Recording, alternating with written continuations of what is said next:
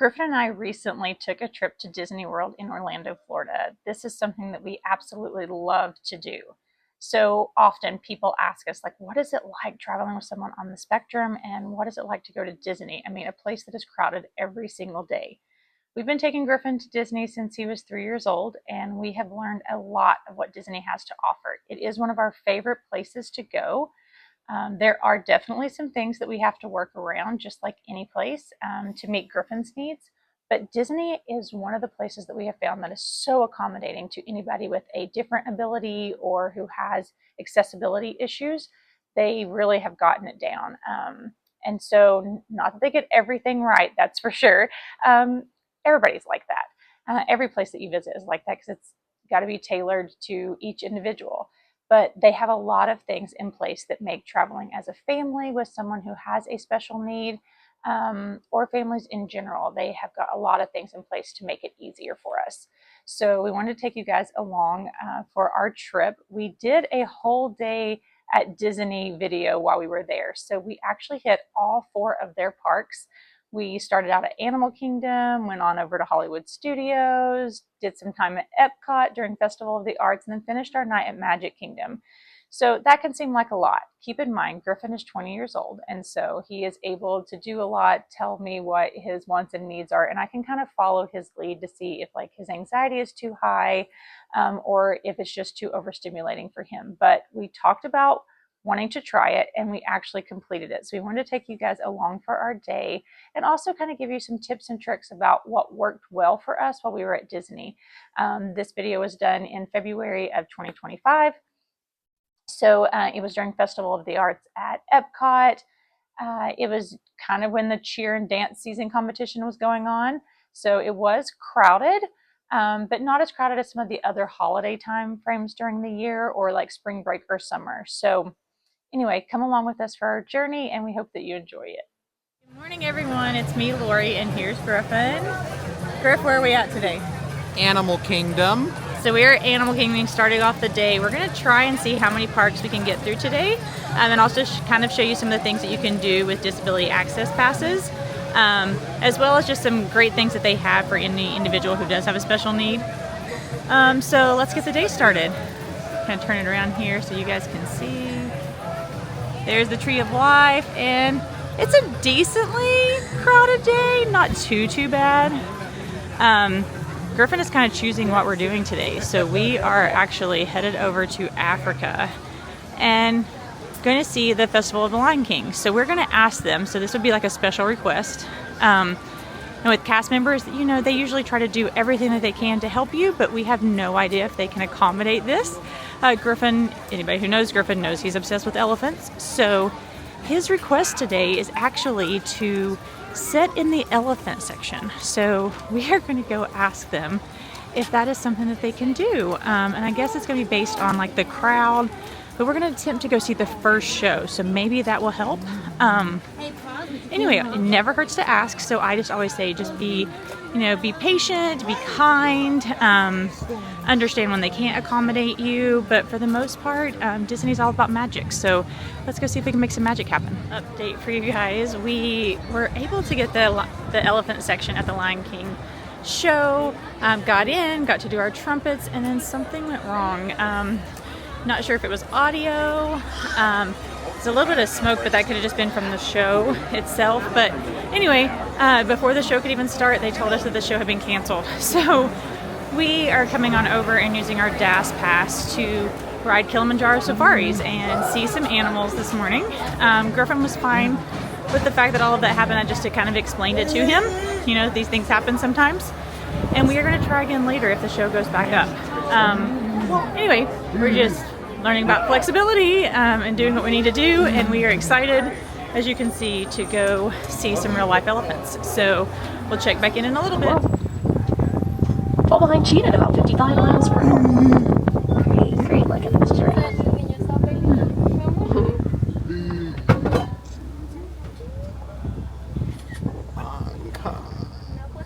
I just heard that family of 5. Not only will mom take on the responsibility of caring for this baby, but her entire herd.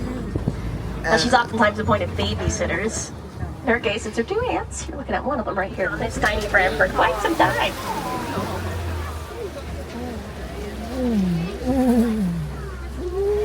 So teeny tiny. Well, only for an elephant. She does weigh around a whopping 900 pounds.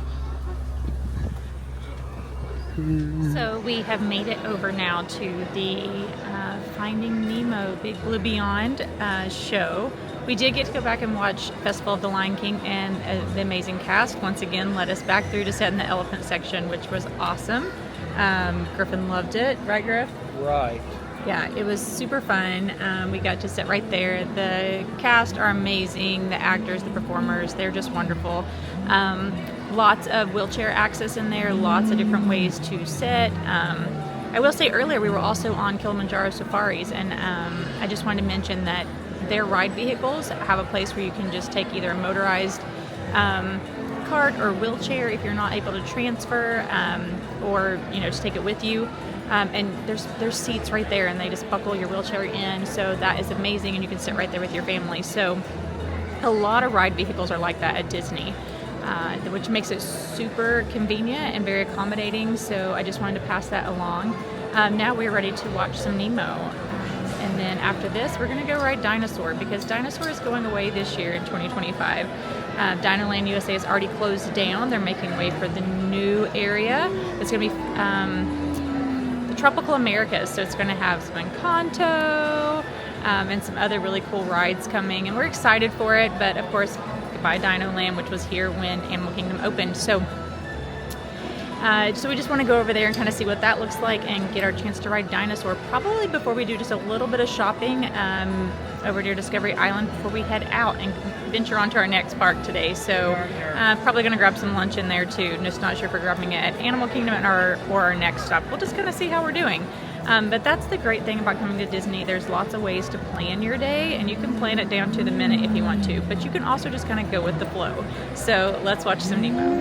Well, we took a Lyft directly outside of Animal Kingdom and came over here to Hollywood Studios, which was not even on our plan for this trip. So we're super excited about it.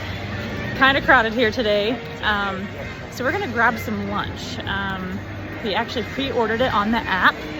And as soon as we got into the park, scanned in, it was like, hey, we'll prepare your food. So gonna have some good old chicken tenders and fries from Backlot Express. They're actually really good there. The honey mustard is to die for. So gonna get us some food, and then I've already made my first DAS pass because Griffin and I want to ride Star Tours. Now normally Star Tours is like a 5-minute wait. Not today. With this crowd, it's a 35-minute wait. So hopefully this will make it almost a walk-on for us. So we will talk to you guys in a bit. Here at Disney, there is a multitude of ways to travel. That's right. If you're staying on property, or once you get on property, there is several different ways to get you to and from the different resorts, shopping, parks, and eateries. So right now, Griffin and I are actually leaving Hollywood Studios, and we are taking one of the modes of transportation that works for anybody and can accommodate wheelchairs. They actually can still separate you by family, so you can kind of have some quiet time too. I'm scared of heights, and this is really not bad at all. So we are currently on the Skyliner and taking our way over to the Exchange Terminal, which is near the Caribbean Beach Resort, and there we're going to switch over and go to Epcot. So this will be our third park of the day, and we're super excited. So I'm just going to kind of give you guys a view. So you got 2 big bench seats here. It actually can hold, I think, up to 10 people, 5 on each side. They will allow you to bring your strollers in, and then there are different ones that will accommodate wheelchairs and ECVs if you have them. Like I said, Disney does really great at making accommodations. So Griff, do you want to say hi? Hi. So Griffin really enjoys the Skyliner too, and he is also afraid of heights. So just kind of giving you a backwards view of the Skyliner and the parking lot, and goodbye Hollywood Studios. So just another mode of transportation here. So today we've used buses, we've used a Skyliner, and we've used a Lyft. So just a couple of different ways that you can get around here at Disney. Hey everyone, okay, third stop of the day. We are now at Epcot. So super excited, crowds are definitely up. We're Friday of Valentine's Day, and then it's also President's Day weekend. So crowds are definitely up, but this is the third stop of the day. Wind has really picked up, so I'm gonna see. I'm really upset that I didn't bring my jacket or sweatshirt. So we're gonna stop in good old England area and see if I can find something, maybe Winnie the Pooh, since that's my favorite. So anyway, gonna go check that out. Definitely the crowds are up. So just something that you wanna know whenever you're traveling with special needs kids is that you might wanna check the wait times and crowd times throughout the year. I mean, Disney's always crowded, but sometimes are a lot more crowded than others. And so definitely follow along, because I will be sharing too when it's some great times to really come during the year where it's less crowded, but of course you have to do what's right for your family. But we really like coming obviously during February, October, the first part of November is another great time. Obviously avoiding holidays is the easiest way to avoid some crowds, but anyway, I got a guy that literally is a champ when it's traveling, and so the crowds don't bother him too much. Crying babies, that's a different story.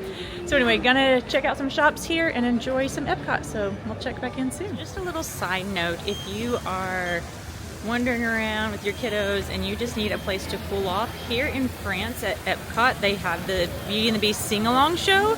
It is a great place to cool off for a solid 10 minutes and just relax in some decently comfy chairs inside in the dark. And you get to sing along to Beauty and the Beast. So if you're needing a place to just cool and calm down just a little bit, that's a great place to go.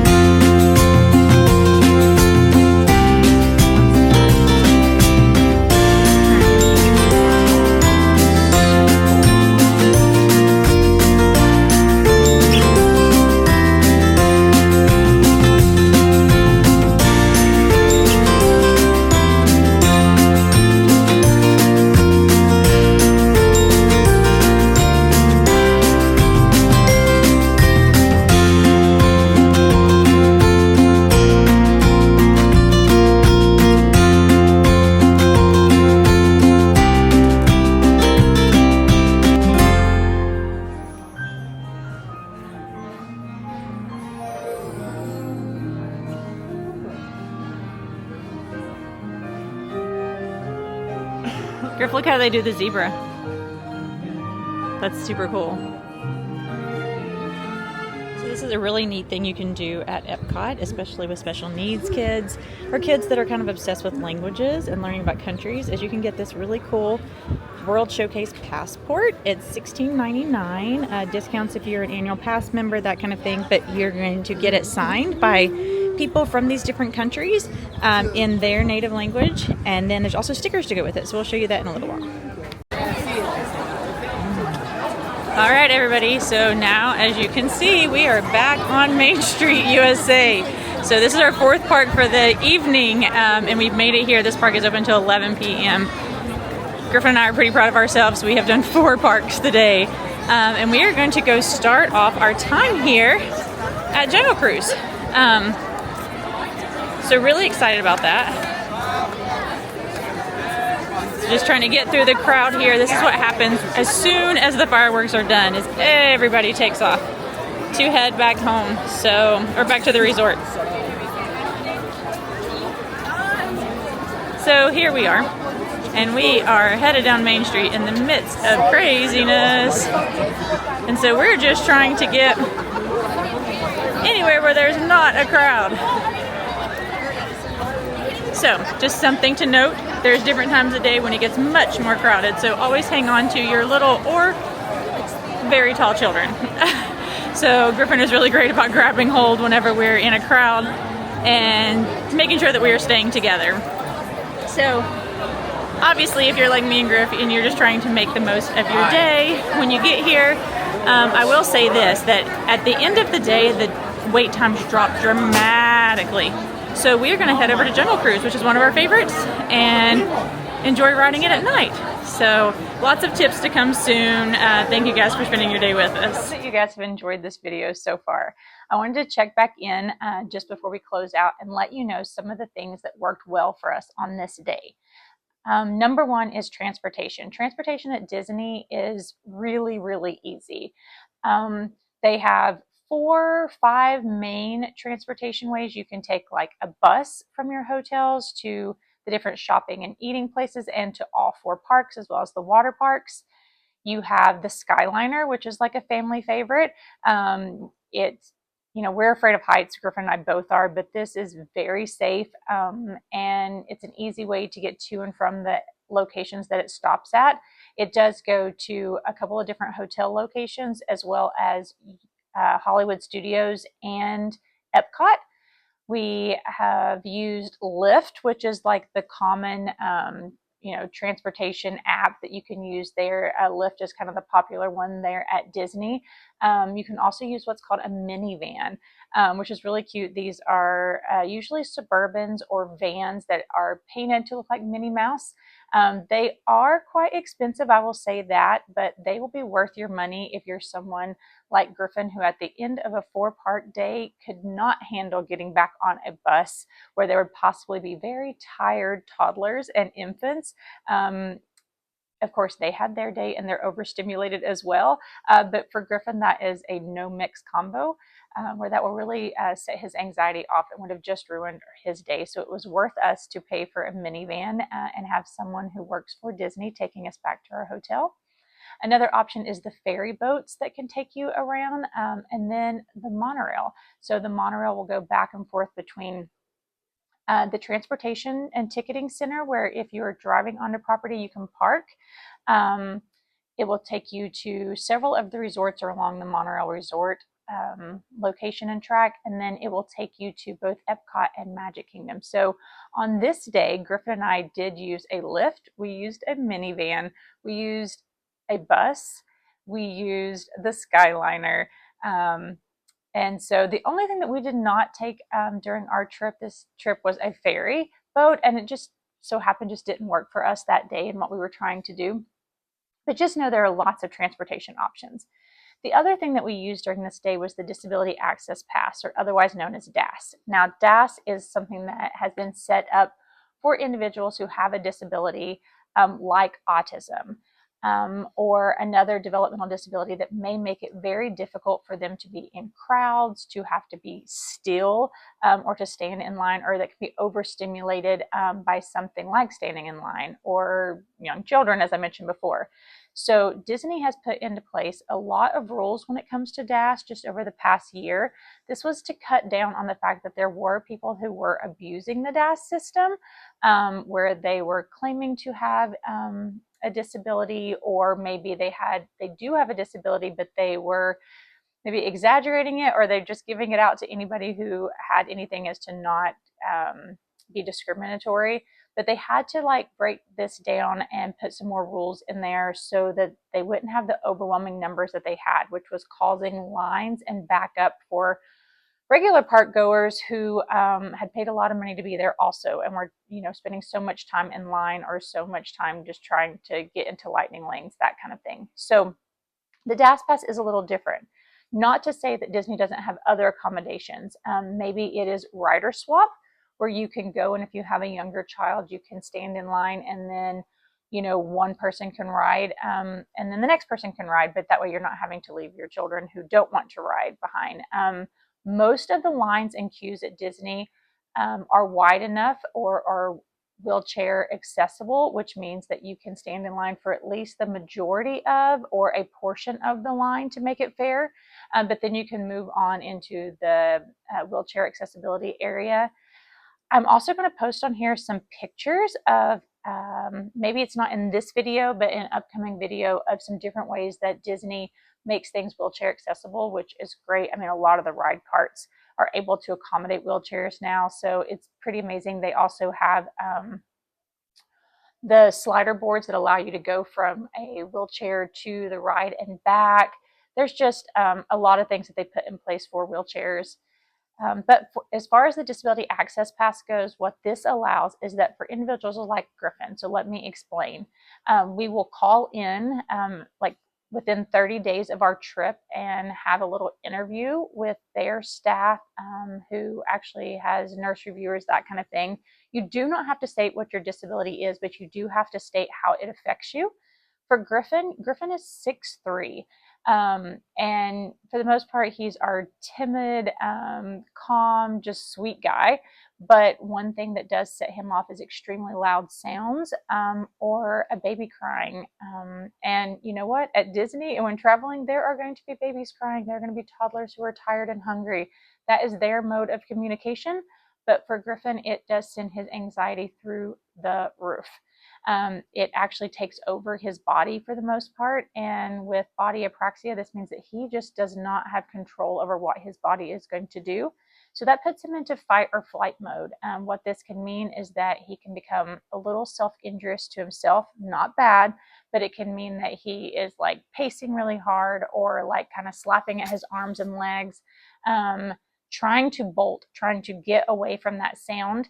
And so that could easily mean that if we were in a line where there are crowds on both sides of us and then there was a baby crying, that he might try to leave, which could cause, someone else getting hurt or him getting hurt. And so the DAS pass is set up so that Griffin and myself are not going to wait in these long lines. We are going to wait still.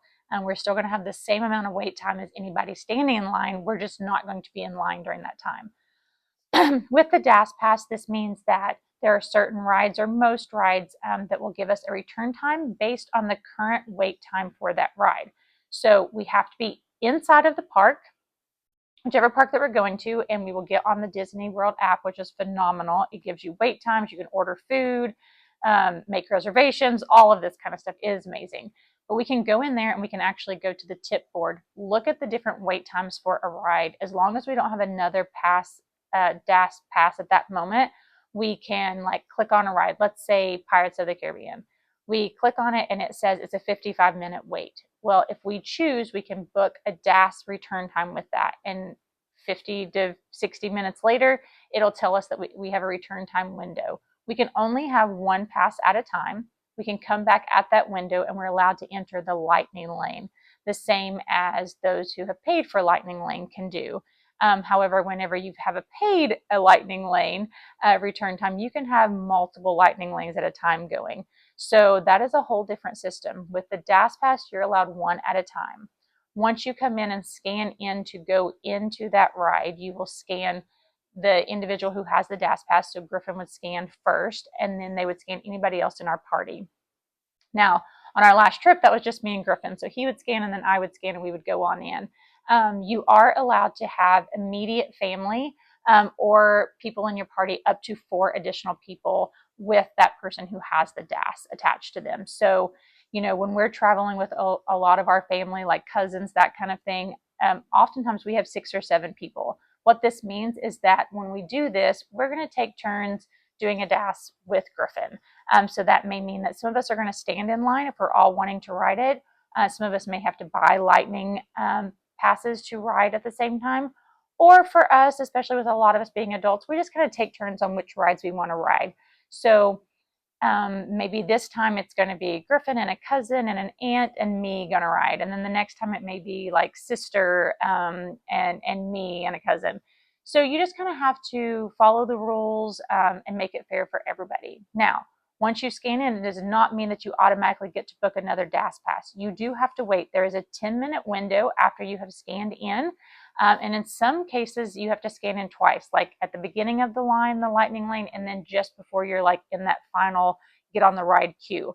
So you will have to wait 10 minutes after that before you're able to book another DAS pass. So we did use this for our day. In some cases, we go and look and the wait is 90 minutes and there may be another ride we're wanting to do. So we do have to be flexible, the same as everybody else that's at Disney, but we're just trying to make it fair. But we are also very happy that Disney does accommodate us in this way and makes it easier for Griffin, because we do have times that throughout the day we are in those situations where it is too overstimulating and we need to go to like a more quieter place Whereas if we were standing in lines throughout the day, we probably wouldn't get through very many before Griffin is miserable and unhappy, and it just is ruining the park day for everybody, not just us, but maybe anybody who has been in his path or around him. So I just want to mention that that is how we got through our day, and we're very, very grateful for that.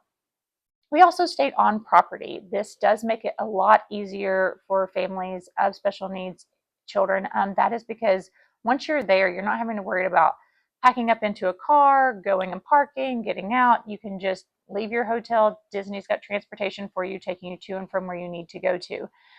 This also makes it easy that if you need a break during the day, you're not having to leave the entire resort. You are able to just like take a bus back, take a lift, go back to your hotel, maybe swim, relax, take a nap, really doing the things that you need to do to make this like experience worthwhile for you and your child, or the special needs individual in your life. So while on this video that you're watching, we did not have to do that, there are many times where we have taken that break, especially when Griffin was younger. So just kind of take that into consideration. Disney is one of those things that you need to pre-plan for. So I do recommend talking with somebody who has knowledge on the DAS Pass, who has knowledge about traveling with special needs individuals, because just your average Disney travel agent, while they are wonderful, is not going to know the ins and outs about what it's like traveling with someone on the spectrum. So if you have questions, please ask, because I'm happy to help. As well as Griffin is. It's something that we absolutely love, and we're happy to answer questions about Disney. What rides are the best as far as like based on what your sensory experience is, foods, that kind of thing. Disney does great when it comes to allergies and diets and being able to accommodate people who have food allergies.